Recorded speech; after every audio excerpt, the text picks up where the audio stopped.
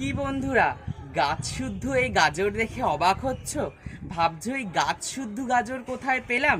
এই এত সুন্দর সুন্দর শিকড় লেগে রয়েছে, ওপরে গাছ রয়েছে, এরম গাজর তো বাজারে পাওয়া যায় না। চলো তাহলে আজকের ভিডিওটা শুরু করা যাক।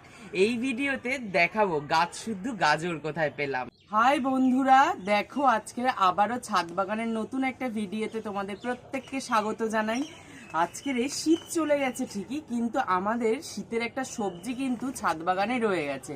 আজকের হারভেস্ট করার শেষ দিন। এর আগে অনেক ভিডিওতে দেখিয়েছি তোমাদের, কিন্তু শেষ দিনের ভিডিওটা ভাবলাম একটু শেয়ার করি।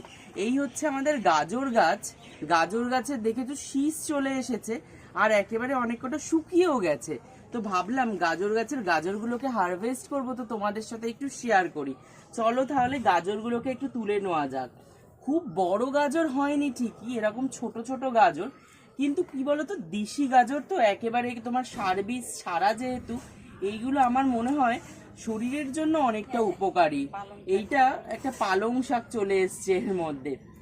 এইটা একটা বড় গাজর হতে পারে, বেশ বড় বলেই মনে হচ্ছে, তুলনামূলক একটু বড়, মোটা হয়েছে আর কি।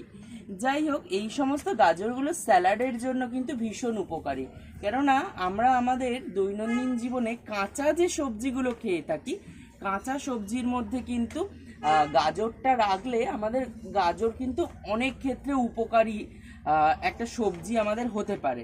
তার কারণ এর মধ্যে অনেক ভিটামিনস থাকে, তোমরা জানো, যেগুলো শরীরের জন্য অনেক উপকারী। আর একই সঙ্গে আরও আরেকটা জিনিস কি বলতো, নিজের হাতে ফলানো গাছ, তো নিজের হাতে ফলানো গাছের যে সবজি, সেটা ছোট হোক আর বড় হোক, সেটা কিন্তু খেতে তৃপ্তিদায়ক।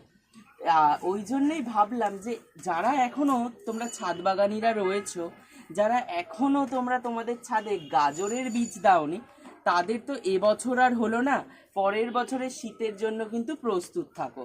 তোমাদের কিন্তু একটা অসম্ভব ভালো ফলন দিতে চলেছে এই গাছ। হ্যাঁ, বাজারে কেনার মতো অত বড় বা অত সুন্দর গাজর তোমরা পাবে না, কিন্তু যা পাবে সেটা কিন্তু অনবদ্য। আমিও কিন্তু একেবারে লস হয়ে যায়নি আমার, যা পেয়েছি এটা কিন্তু অনেক আমার কাছে। তো যাই হোক, তোমাদের এই ভিডিওটা দেখালাম, দেখো কেমন লাগলো, আশা করি ভালো লাগবে।